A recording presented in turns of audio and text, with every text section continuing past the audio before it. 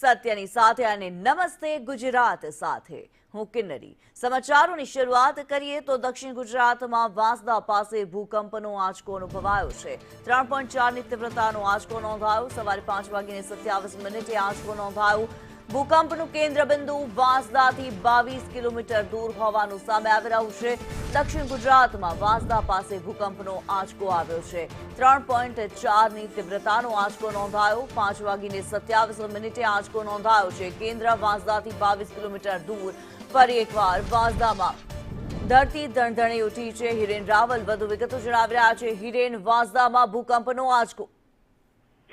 દક્ષિણ ગુજરાતમાં વાંસદા પાસે વહેલી સવારે ભૂકંપનો આંચકો નોંધાયો છે। લગભગ અર્લી મોર્નિંગમાં 5:27 કલાકે આ 3.4ની તીવ્રતાનો એટલે પ્રમાણમાં સામાન્ય કરતાં વધુ તીવ્રતા આને એક પ્રકારે ગણી શકાય છે।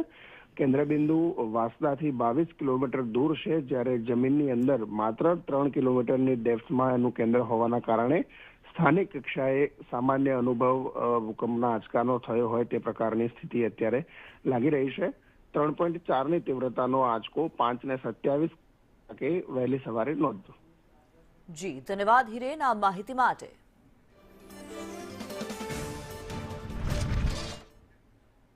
રાજ્યમાં ગરમી વચ્ચે માવઠાની આગાહી કરવામાં